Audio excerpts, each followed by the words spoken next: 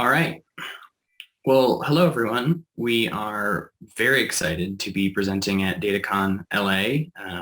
This is my second presentation for DataCon LA, and this time I'm inviting my good friend Tim Sarrantonio with us to be chatting about something that has been both plaguing, fascinating, and a huge challenge globally and in the US, which is the pandemic. But we want to take a slightly different approach today, and we want to talk about some of the components related to generosity. So what we'll be looking at are some really interesting data sets, and we'll be thinking about how pandemic generosity occurred over the last year and a half in the COVID crisis. So, without further ado, I think we'll hop right into it, give a little bit of background and agenda on what we're going to be talking about today, and go for it. So first, a quick agenda. So Tim and I will introduce ourselves. We'll then start talking about what happened with COVID in the early pandemic and how did that relate to generosity. And then we'll start talking about the different waves of the pandemic, right? We have the second wave, the third wave, the fourth wave. I don't even know what wave we're on anymore right now, Tim. What, fifth or sixth? 4, 5, 6, 7. I don't know anymore. So 12. So yeah, we'll have waves of lessons there. And then we'll be talking about what's happening today with COVID without getting into too much of the scientific components of it and some of the lasting impacts on generosity related to it. And then, we'll leave it open for any questions at the end as well. So first of all, let me let Tim, you introduce yourself first, and then I'll introduce myself second. How about that? Sure. Hi, my name's Tim Sarrantonio. Thank you, Jared, and DataCon for having us. It's why I'm repping this shirt today.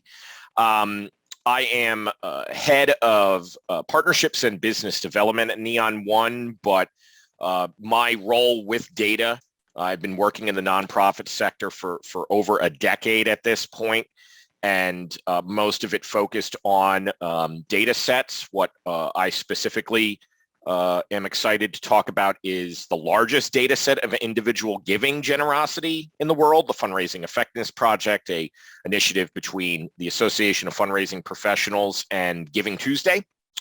So there's a lot of data crunching that's happening there, and my company is one of many data providers that provides millions of transaction records, and actually that's what we'll get into specifically, but I serve on the executive committee for that initiative. Jared.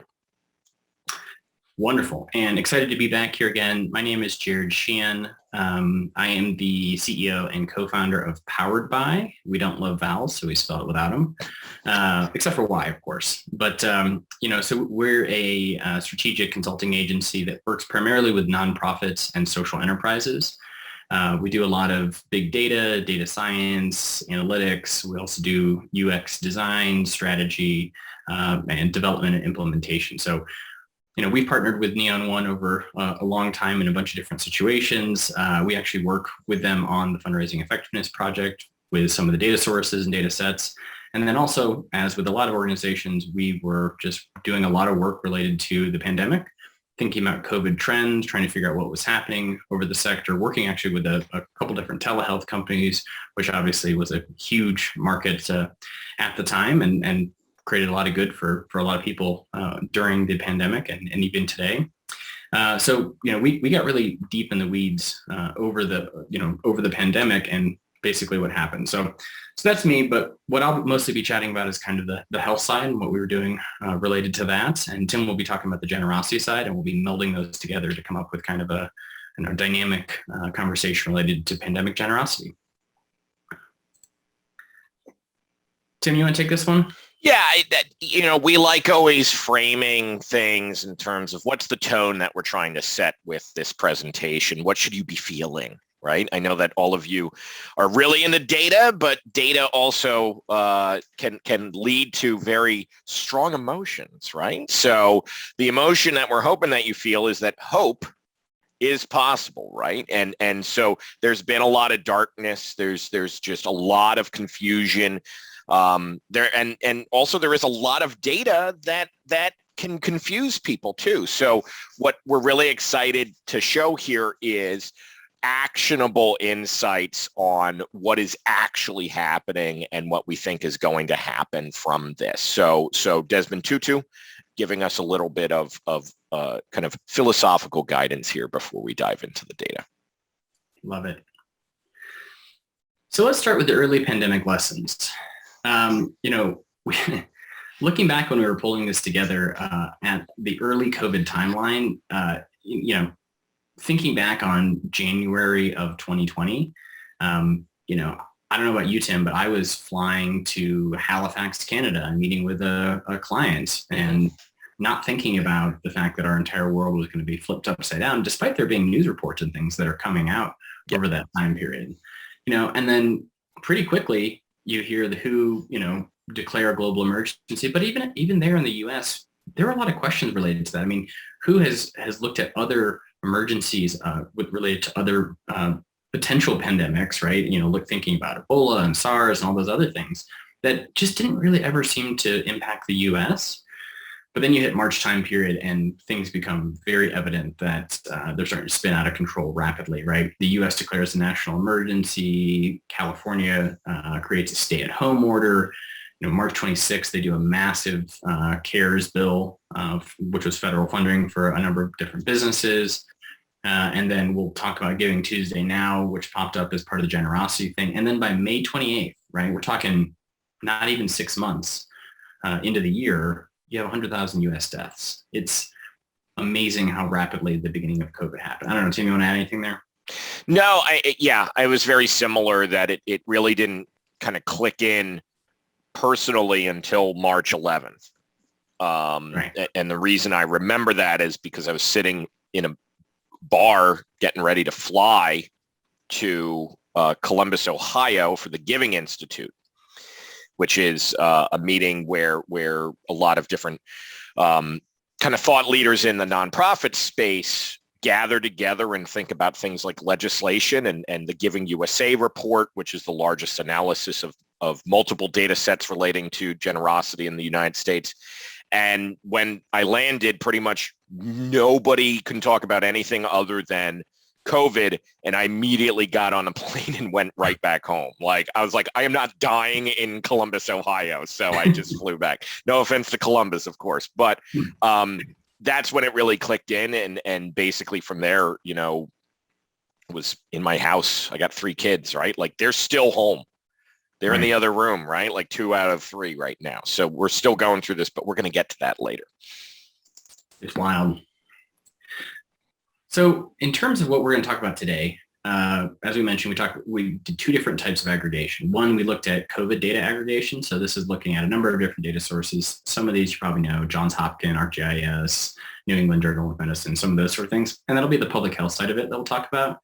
And then on the other side of it, we looked at almost 2 million donation records in the early pandemic to basically understand what was happening related to giving and some of the fundraising effectiveness project. Mm-hmm. Tim, do you want to talk about that data set a little bit more?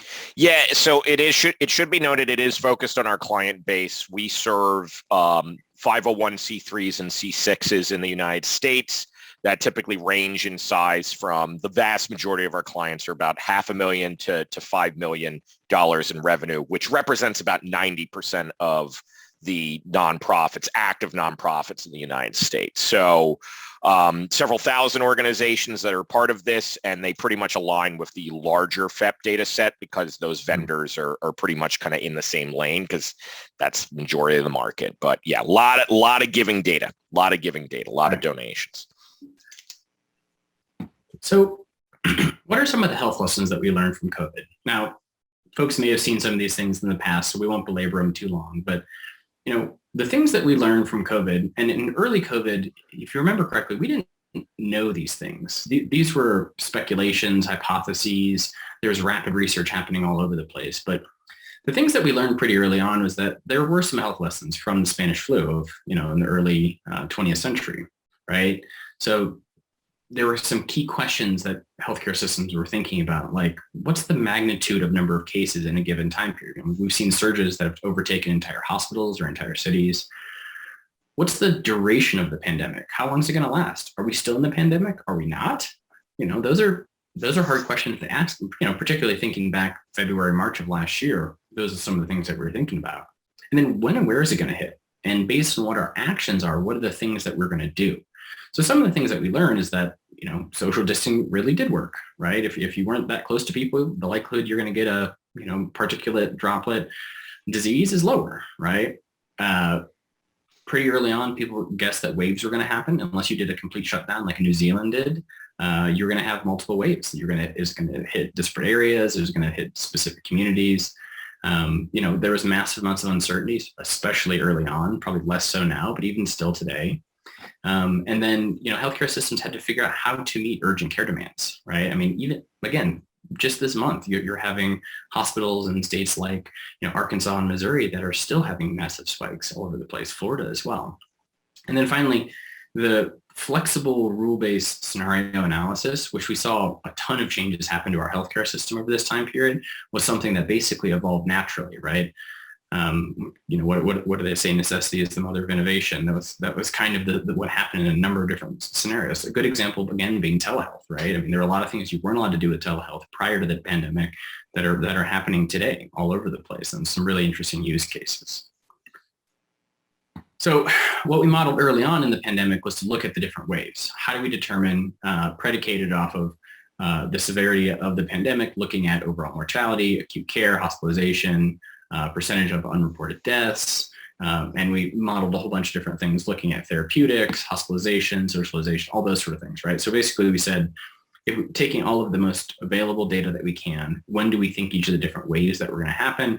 When do we think we're going to have the vaccines being rolled out? How quickly are the vaccines going to roll out? And that sort of thing. So now, obviously, there are a ton of models out there. This is just mostly us diving into the data and trying to figure out what these sort of things like. If we change it and say, well, if the federal government would have mandated a social isolation for 6 months, what would have happened, right? And we could model out what those sort of scenarios look like and the different peaks and valleys and those sort of things.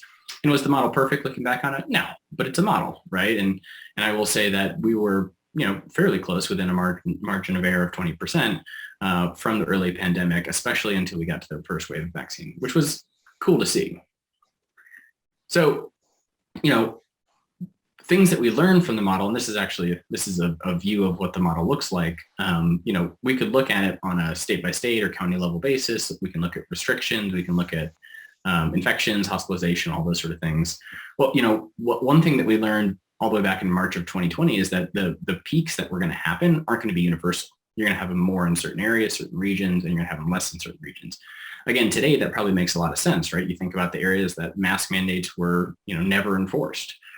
You saw a lot more spikes in those areas. The second thing that we pretty early on realized is that because there was a high R naught, but not an incredibly high R naught, right? The R naught being the ability to spread, that you're going to have a lot of asymptomatic carriers that are going to basically portray that and move that across a bunch of different regions, which is pretty much exactly what happened and why it spread globally.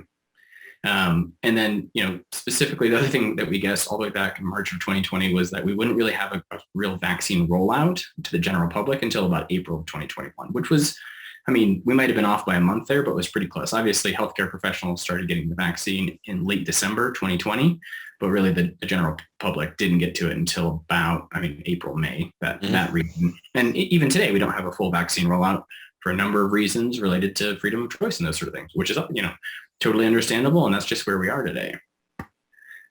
So all that being said, how does that relate to pandemic generosity?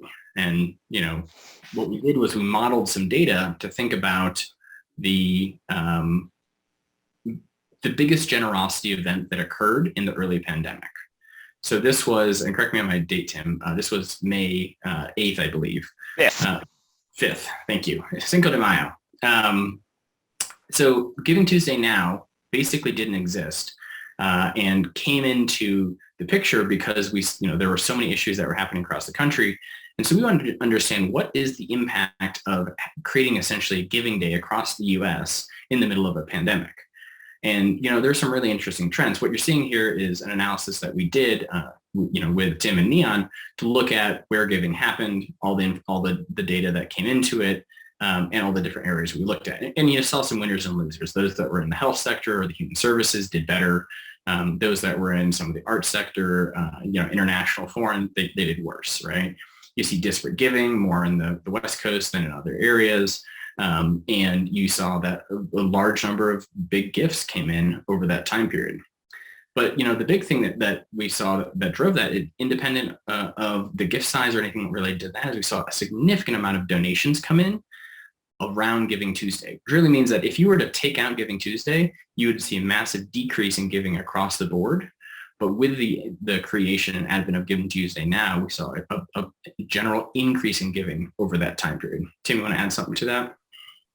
Yeah, and for those of you who may not kind of know what Giving Tuesday or Giving Tuesday Now is, it's a social movement of generosity. It's not one centralized body where you're giving. It's any nonprofit can step up and say, give, right? So this model is based off of individual gifts, not grants, not money distributed by the government to nonprofits. These are individual people stepping up and saying, I'm going to give, typically online is heavily driven on Giving Tuesday itself. Giving Tuesday came out of a idea of, hey, let's have something after Black Friday, and Cyber Monday to celebrate nonprofits. And so this was an emergency campaign, never had happened before.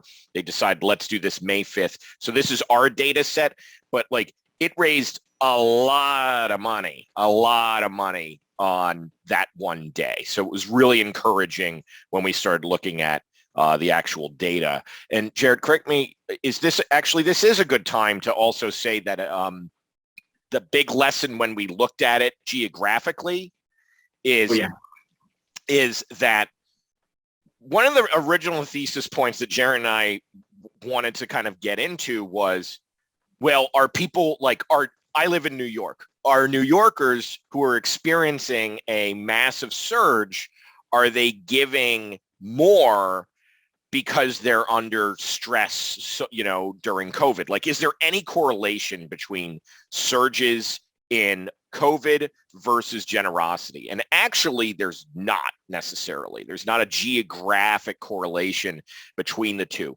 which actually was quite, Jared, you're the one who actually, I think, flagged this. That's comforting in many ways. It means that people are generous because that's how we're wired. It's not because we're going to do it because we're individually affected by something. It's that because we care. We're affected emotionally, and that's what's driving us, as opposed to our physical environment that's driving it. So that's about the other item that we want to flag. I know we'll get into some of the other data because we got about 20 minutes or so to dive into the rest. Right. Yeah, no, I mean, in general, I completely agree with that. And actually that fits into the takeaways from this original analysis. The fact that we saw giving up across the places, and we generally saw it up in the areas that you have the largest GDP, right? So the Californias and the New Yorks and the Illinois and those sort of places. But it wasn't correlated to the nonprofits that were in those areas necessarily. It wasn't that people were giving only to their locals. They were giving across the board, which, to Tim's point, is heartening. The second thing we saw is that Giving Tuesday Now really worked. I mean, looking at millions of data records and looking at how important that single day of generosity was, it really worked. And then the other big thing is that a number of organizations and individuals really stepped up and did a bunch of big gifts. So people who were better off and saw what was happening to, restaurant workers, frontline healthcare workers, all those sort of things, were giving to big organizations that were trying to figure out these issues and trying to make sure that everyone had what they needed. They had PPE and they were able to, protect themselves and all those sort of things. And we had that across the board. So, it's unsurprising to say that humans are generous and are willing to step up in time of crises. It's heartening to see a data set in this most recent environment actually prove that out. Yeah. And it's only evolved since then, which is really exciting. Well, and let's talk about that. So this is early pandemic, right? So we're only talking until June. So now let's get into the waves of lessons. So the second piece of this is what happened between essentially June and when the vaccine started really rolling out. And we picked a little bit of an arbitrary date, but February 22nd is kind of the end of the waves for this purpose, mostly because it hit the 500,000 death mark, which is a really terrible and huge number to be thinking about from a pandemic perspective. So what happens? in June, Dr. Fauci warned that we could hit 100,000 cases per day. People were like, no way, no how. Totally hit it. The U.S. officially withdrew from the World Health Organization, which surprised many people. States start opening up and then immediately start closing again. We then go from hitting 100,000 deaths to 200,000 deaths. Global deaths surpass 1 million. Global cases pass 40 million. And then we start hearing about these glimmer of hope vaccines that are going to be popping out. You have Pfizer, you have Moderna, you have all these things, populating here.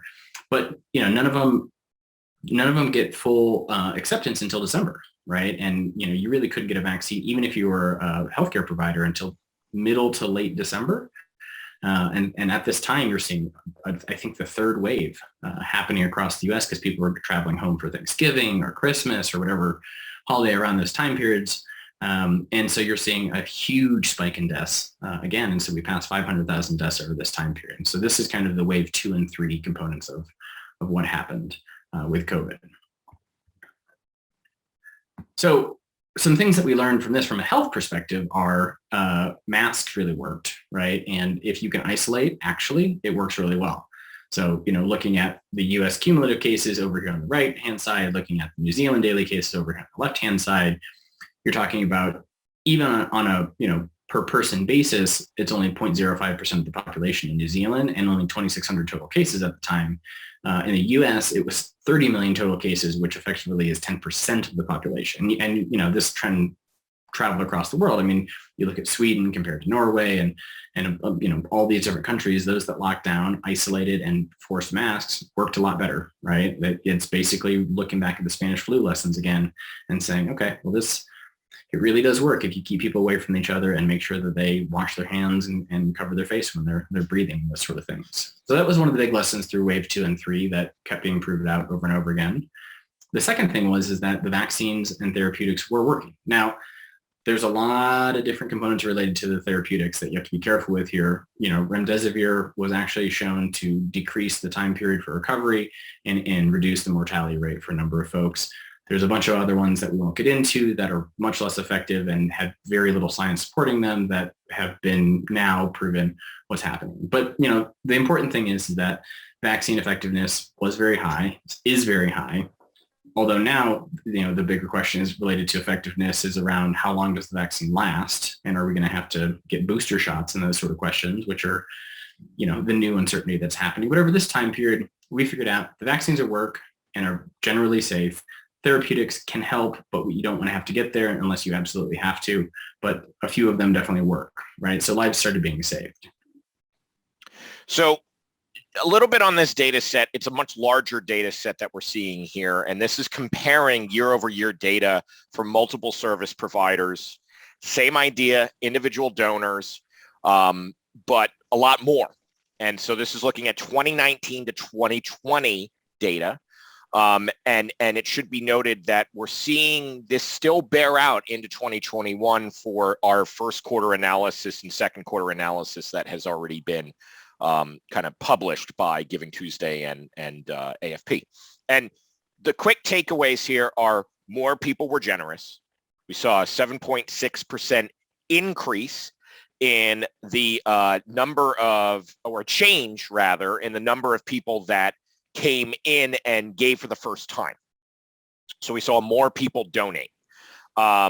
Donations in terms of the individual transactions, because some people might be giving multiple gifts per year, maybe, $10 per month, something like that, that went up.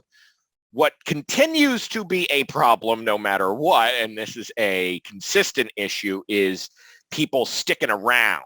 So we might see more new donors, and we'll see this in the next slide, but that really retention is a problem in the nonprofit sector. So if we look at a little bit more on just kind of the types of people in the next slide, new donors went up, like we said. New retained donors and repeat retained donors did go down.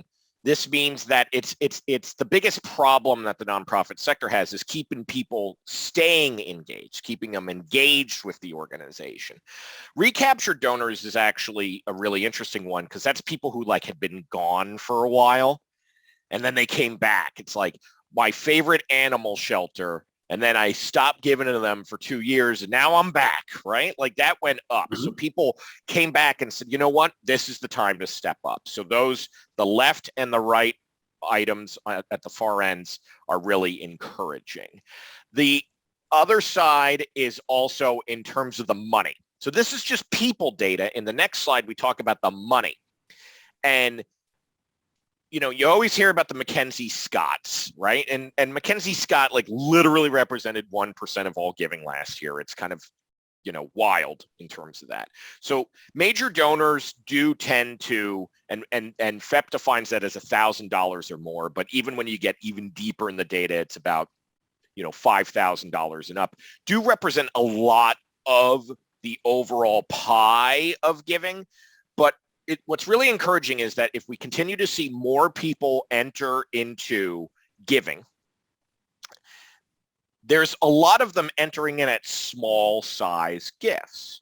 And kind of the big takeaway that we always try to focus in on is don't focus on the size of the gift, focus on the person.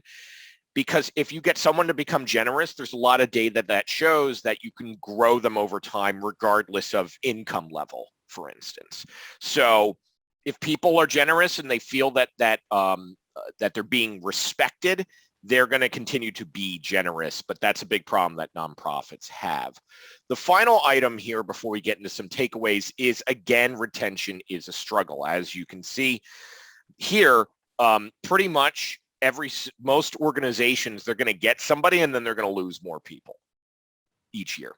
Mm-hmm. So you might bring one person in and then you're going to lose two, basically. So it's constantly something that is getting worse, and it should be noted that once you get into the details of that retention data set, that first-time donors, those people that I talked about that we're celebrating, first-time donor retention is like 21%.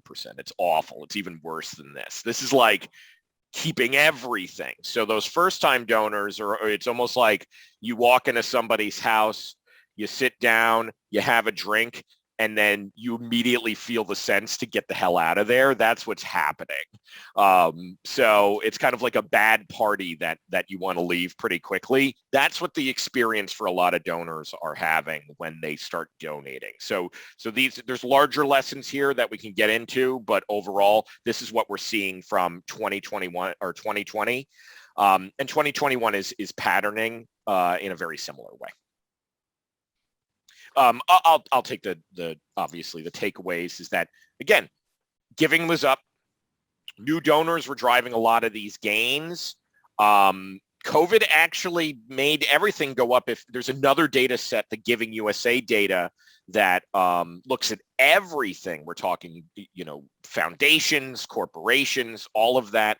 And the overall pie of giving in the United States went up yet again. So in 2020. So there's a lot of encouraging information there. But the reality is that you got to look under the surface there. And there's some elements that are of major concern, especially from a democratization of access from resources. There's things that we can get into when it comes to DEI as well, that who's benefiting. Many times it's white-led organizations versus black-led organizations. So there's a lot to unpack here. But for today, you know, at least right now for what we're looking at, this is the main stuff before we get into our final section of kind of what do we see happening in the future. So yeah, so where are we today and where are we going in the future? And you know, Tim and I are not medical professionals, so we will not try to make predictions around anything that's happening related to COVID tomorrow, especially. But, you know, some things that we've seen over the last year, you know, starting January 1st, you had less than 1% of the population vaccinated. March 10th, you had 10% of the population vaccinated. April 17th, 25%. May, at least 50% of the U.S. had at least one vaccine. Now, interestingly, we just looked at the data recently, and in September, only 51% of the US has been fully vaccinated, which basically means between May and between September, you didn't get like everyone who wanted a vaccine got a vaccine, essentially. And it's just completely stalled out. Now, things will change again once we start having, approval for vaccines for children ages 5 to 12, which should be coming pretty soon. There's speculation related to that. But overall, that's kind of where we are, and which is why we're starting to see new surges, right? The whole Delta variant occurred because the virus had enough time to essentially mutate and created a super version of itself, essentially, that spreads quicker and faster. And if you are vaccinated, you are still protected from that perspective. And so general plug, just I know Tim and I both believe in this, but get vaccinated if you haven't. Get vaccinated. But yeah, so what are some of the things that we learned both from a health and from a generosity perspective with the current version of COVID? So one of the big things that we learned is that health equity is a real issue. And, the WHO came out and mentioned something related to this. But if you look here, on the left-hand side, those countries that have money got vaccines, right? And if you look at on the right-hand side, that the US had the most vaccines spent, but also spent almost $20 billion getting those vaccines and guaranteeing those vaccines. Essentially, that's basically what you look at. Now, the US's rate of total percentage of population isn't great, but that's not because they don't have the vaccines.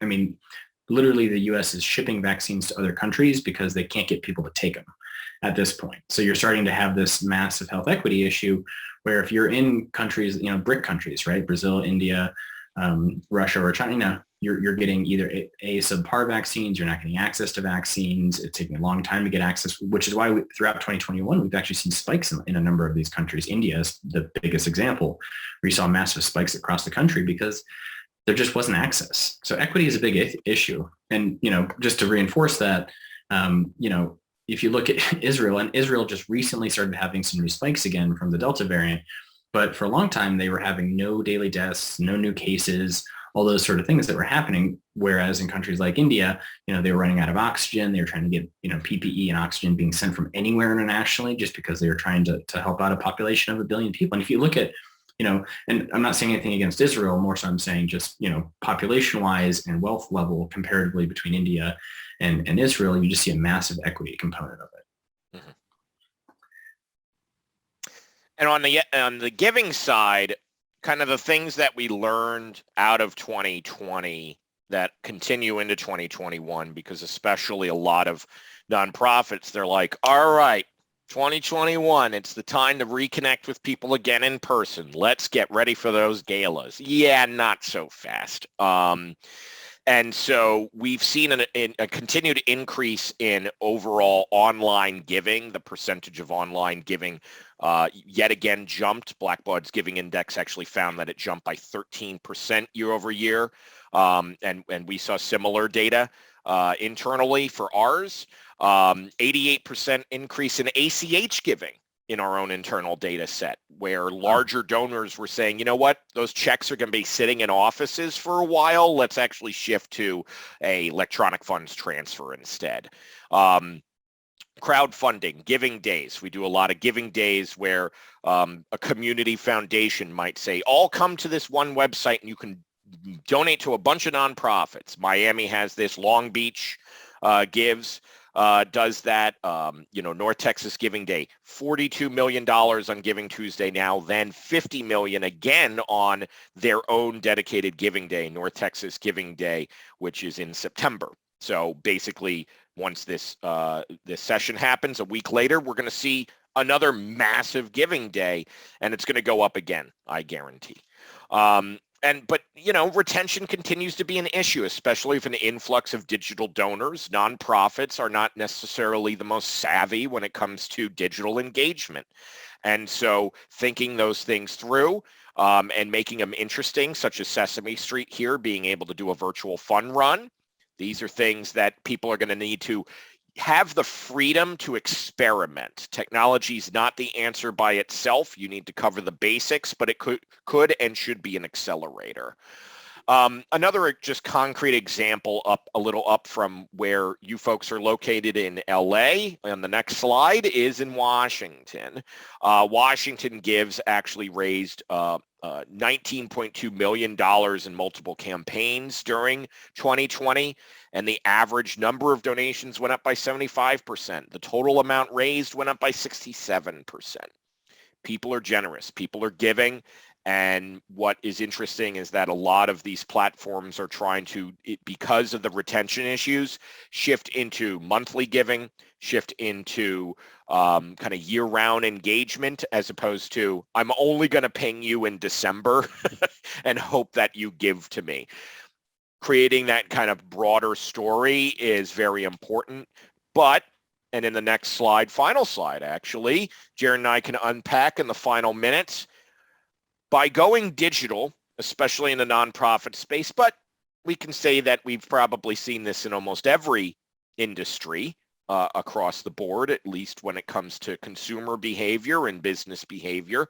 Look, the Great Resignation, right? Like that's a thing that isn't just for nonprofits.